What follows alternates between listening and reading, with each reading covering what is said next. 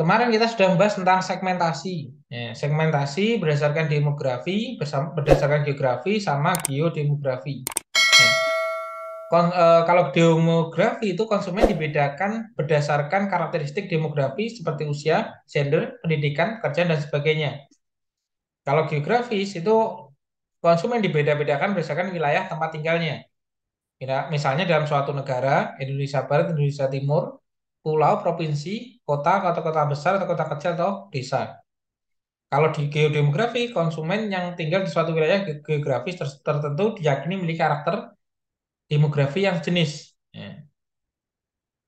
Jadi eh, kita bisa melihat dari demografi dan geografinya. Ya. Di kota besar sama kota kecil, ya, dengan gender yang sama, dengan usia yang sama, itu pun akan memiliki kebiasaan atau konsumsi yang berbeda.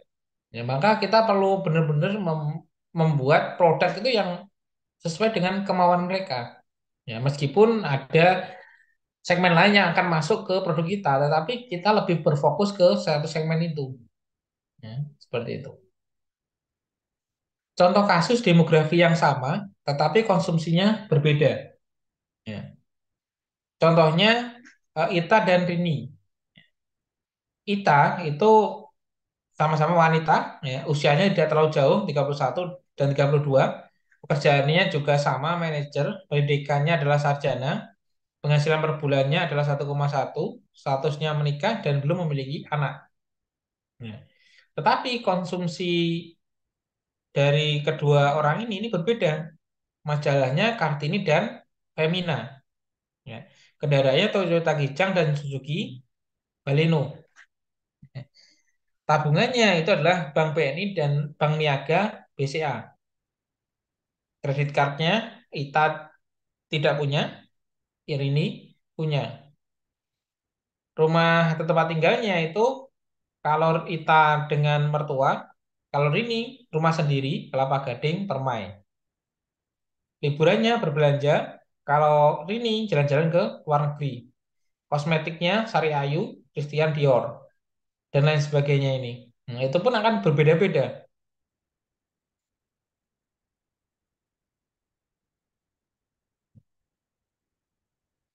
Pendekatan demografis, ya, usia, gender, ukuran keluarga, pekerjaan, family lifestyle, pendidikan, pendapatan, agama, suku dan kebangsaan, ataupun kelas sosial itu berbeda-beda. Ya.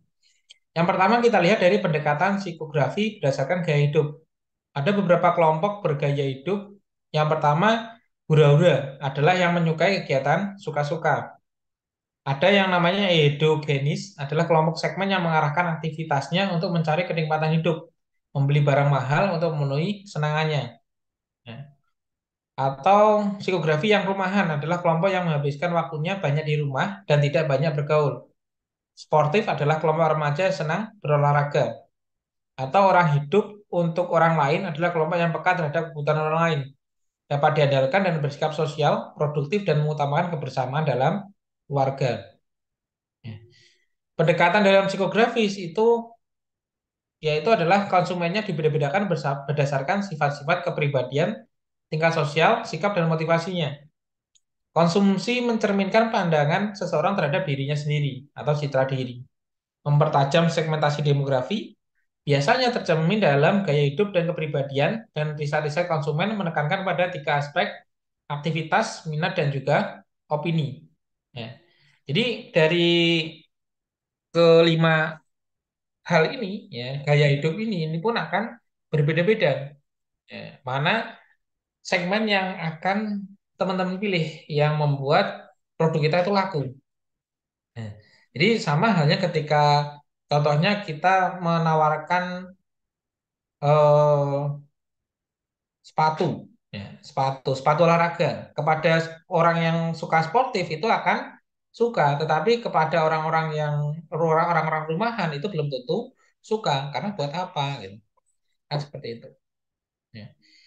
Itu akan berbeda-beda. Maka semakin spesifik yang kita tentukan akan semakin mudah kita membuat pemasarannya. Ya.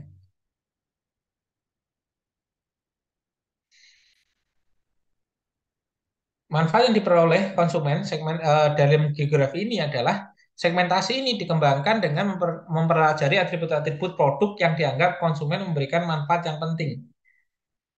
Contoh ada riset produk pasta gigi dibagi segmen ya, produk dalam 4 kelompok. Yang pertama adalah sensory segmen yang membeli karena memperoleh benefit dari rasa dan penampilan produk. Ya.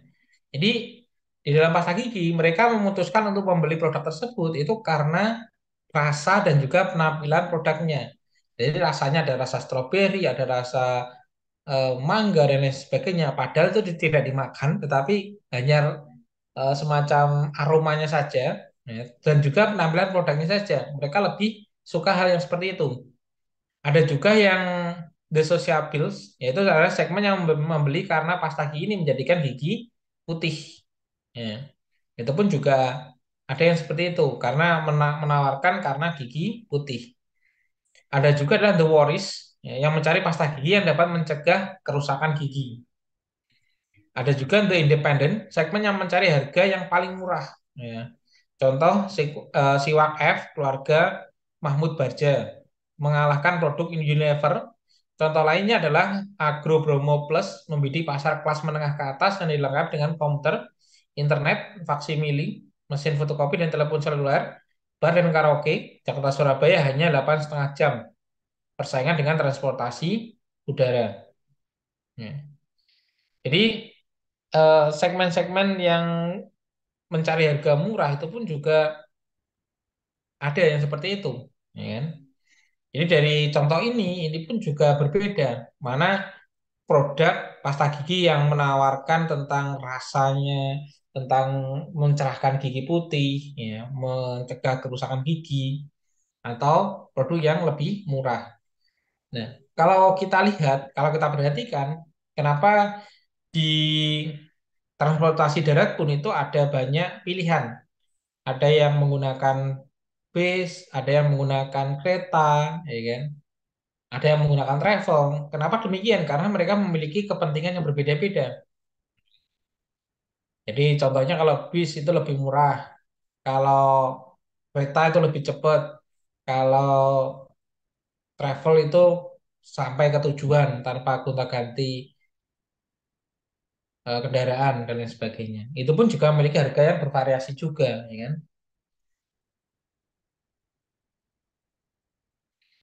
Segmentasi berdasarkan pemakaian produk konsumen dapat dikelompokkan dalam pecandu, pemakai rata-rata, pemakai ringan, bukan pemakai. Ya. Jadi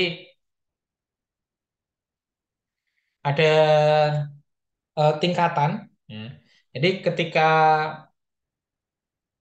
konsumen itu awal mencoba itu bukan memakai, mereka hanya mencoba. Ya. Lalu naik ke pemakai ringan. Ya. Jadi memakai. Jadi yang pertama bukan memakai itu adalah orang yang belum tahu produk kita, baru tahu. Ya. Lalu mereka pemakai ringan. Lalu menaik ke pemakaian rata-rata, jadi mereka memakainya setiap hari. Lalu pecandu berat, kalau tidak produk A tersebut, itu tidak akan memakai produk tersebut. Nah, jadi contohnya pasta gigi, dia tidak akan memakai produk yang selain produknya Pepsodent, contohnya seperti itu. Yang ketiga adalah segmentasi berdasarkan generasi. Ya. Segmentasi ini dilakukan dengan membagi-bagi pasar ke dalam berbagai generasi. Ya, karena masing-masing generasi memiliki sikap dan pandangan yang berbeda-beda tentang suatu produk. Ya. Sikap ini dibentuk oleh kejadian-kejadian penting yang sangat membekas antara lain adalah seperti ini adalah core kemerdekaan, core perang dingin, core komputer, core internet dan lain sebagainya itu akan berbeda. Jadi orang-orang yang kelahiran 70, 80, 90 atau 2000-an itu akan berbeda pandangannya. Untuk seleranya juga akan berbeda. Contohnya adalah sebelum masa resesi, ya, Reda Kasali membahas perilaku konsumen berdasarkan kohort kelas menengah Indonesia sedang merayakan pesta meriah konsumsi. Profesional muda melakukan konsumsi hari ini dengan menggunakan ekspektasi penghasilan di area esok. Terbukti dari maraknya perbelanjaan menggunakan kredit maupun kredit card untuk pembelian rumah, mobil, perabotan, komputer, dan lain-lain. dibandingkan dengan kohort sebelumnya. Ya. Kalau dulu ya sebelum adanya kredit rumah itu pun mereka menabung kalau sudah cukup mereka membeli produk yang mereka inginkan. Tetapi dengan kemudahan saat ini adanya kredit card, adanya pay later itu pun akan merubah gaya hidup dari eh, masyarakat, ya kan? Dengan kemudahan KPR dari rumah, mobil yang hanya DP 5 juta, ya kan? Sudah dapat mobil baru dan lain sebagainya. Ya, jadi kemudahan-kemudahan itu yang membuat konsumsi itu akan berbeda. Sama halnya ada juga segmentasi konsumen itu yang tidak mau repot-repot membeli mobil, ya kan? Karena adanya taksi online. Ya, kemudahan mengakses mobil, ya sudah ada mobil yang bisa mengantar kita kemana saja, ya kan? Tanpa kita harus merawat mobil tersebut. Nah, ada juga yang segmen yang seperti itu.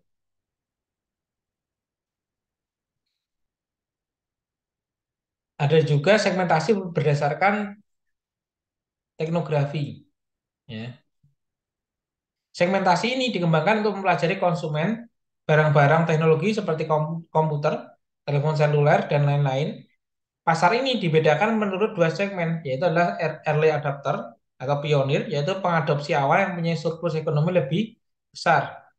Ada juga laggard, yaitu adalah kelompok orang yang selalu terlambat mengadopsi teknologi baru, biasanya konsumen dengan uang yang pas-pasan. Ya.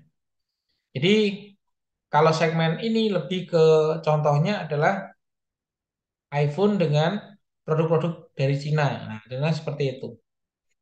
Ada juga produk-produk yang memang mereka lebih ke kualitas ya, untuk pekerjaan dan lain sebagainya. Tapi berbeda halnya ketika mereka lebih sensitif harga. Ya, dan contohnya seperti itu. Ada juga yang kelima adalah segmentasi berdasarkan tingkat kesetiaan atau loyalitas. Ya. Konsumen dikelompokkan menjadi konsumen yang setia, setia dan sangat tidak setia karena persaingan dari pendatang baru. Seperti menawarkan hadiah-hadiah seperti piring, gelas, cincin pada konsumen harmoni. Setelah bulan promosi berlangsung, apa konsumen kembali ke produk lama? Tentunya bisa jadi iya, bisa jadi tidak.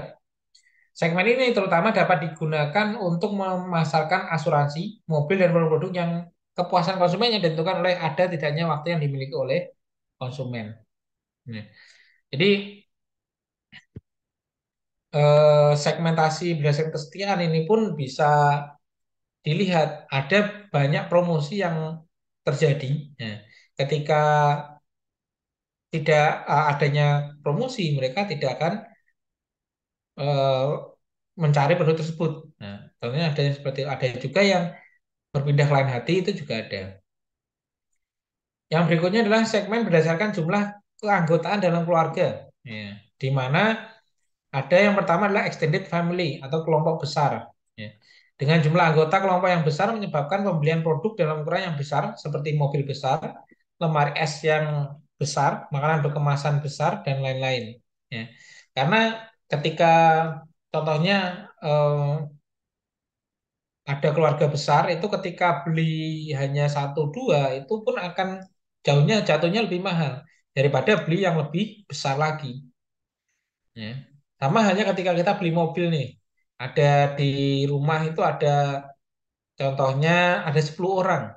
Nah, ketika kita beli mobil yang kecil itu yang hanya muat 7 orang itu pun akan lebih mahal daripada kita beli mobil yang agak besar. Ya, contohnya seperti itu. Yang kedua adalah nuklir family, yaitu adalah kelompok inti. Mereka hidup dalam kelompok inti relatif lebih independen terhadap kelompok besarnya. Kelompok hanya terdiri dari ayah, ibu, dan anak-anak. Campur tangan keluarga besar relatif minim. Nah, ini ayah, ibu, dan juga dua anak. Contohnya seperti itu. Itu pun juga lebih ketika memilih mobil itu ya mobil keluarga, mobil kecil kayak gitu. Ya, city car. Contoh adanya jaminan sosial seperti asuransi jiwa, pendidikan, dan lain-lain. Ada juga single parent family. kelompok yang orang tuanya bercerai dan anak-anak dirawat oleh ibu yang terkadang juga sebagai wanita karir. Sehingga konsumsinya adalah hal-hal yang serba siap saji atau instan. Pelayanan cepat dan dapat mengurangi ketegangan-ketegangan dalam rumah.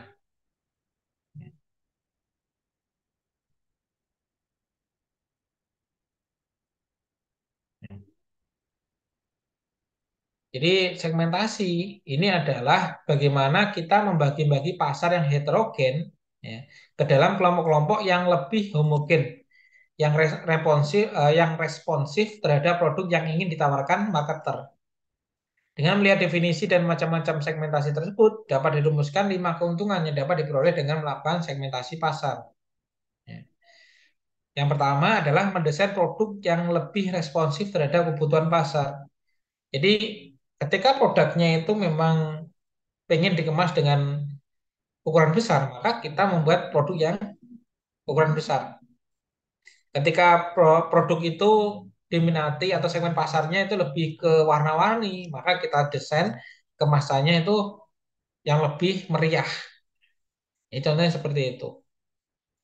Yang kedua adalah menganalisis pasar. Jadi ketika kita sudah tahu nih segmentasi pasar, kita akan lebih mudah menganalisisnya. Karena kita lebih fokus ke satu hal. Yang ketiga adalah menemukan peluang ceruk ataupun niche. Ya. Jadi eh, peluangnya ini adalah ketika kita, contohnya kita membidik pasar yang menengah ke bawah nih. Berarti mereka lebih mengutamakan harga. Maka kita buat produk itu yang HPP-nya lebih kecil daripada pesaing. Yang keempat adalah menguasai posisi yang superior dan kompetitif. Ya. Ada satu produk itu yang memang tidak terlalu terkenal, tetapi juga laris di pasarnya. Nah, itu pun juga ada. Yang kelima adalah menentukan strategi komunikasi yang efektif dan efisien. Nah, jadi ketika kita sudah tahu nih segmentasi mana yang dipilih oleh perusahaan, maka akan lebih mudah kita membuat konten marketingnya, cara berbicaranya, terus komunikasinya seperti apa yang harus ditawarkan, itu pun akan lebih mudah, ya, karena adanya segmentasi ini.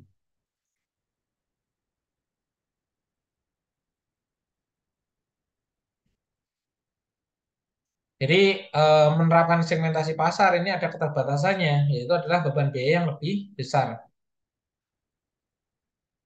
Bila menggunakan mass marketing, bisa menggunakan satu jenis produk saja, kemasan iklan atau untuk pasar yang luas, tetapi bila menggunakan segmen pasar, harus menggunakan iklan kemasan oleh masing-masing segmen yang berbeda-beda.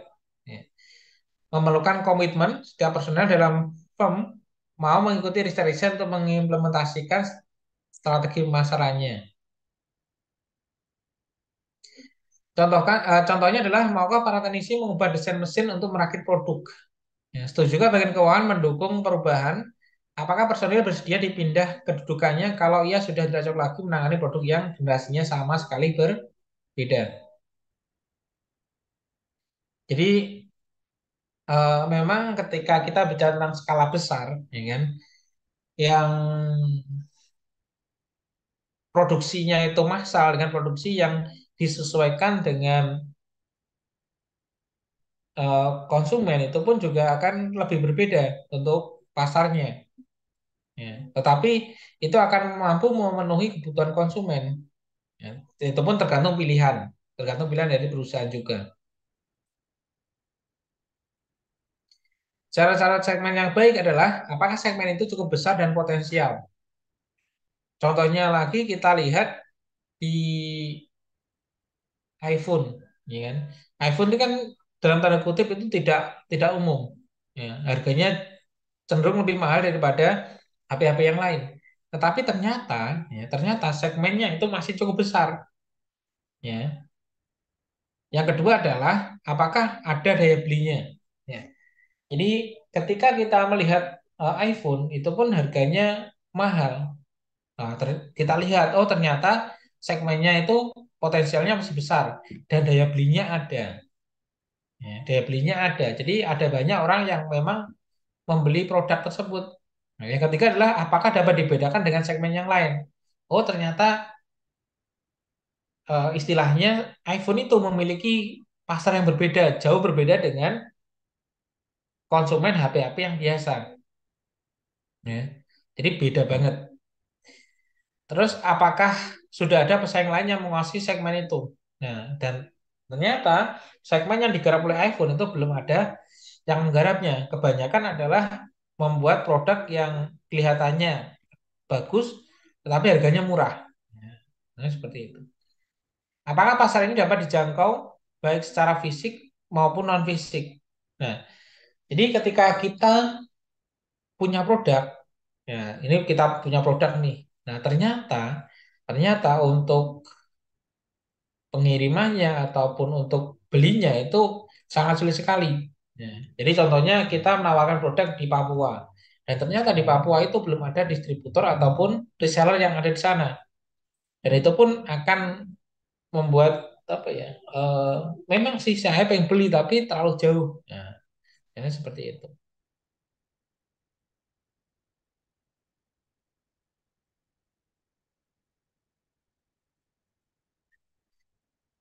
Jadi ada beberapa pola dari segmentasi, ya, segmentasi pasar. Ya. Yang pertama adalah preferensi homogen, yaitu adalah suatu pasar di mana semua konsumen secara kasar memiliki keinginan yang sama dan pasar tersebut tidak menunjukkan segmen alami. Jadi memang mereka butuh produk yang sama. Nah, ada beberapa produk yang memang pengennya itu sama. Preferensi tersebar yaitu suatu pasar yang menunjukkan preferensi konsumen mungkin tersebar di seluruh bidang yang konsumennya sangat beragam.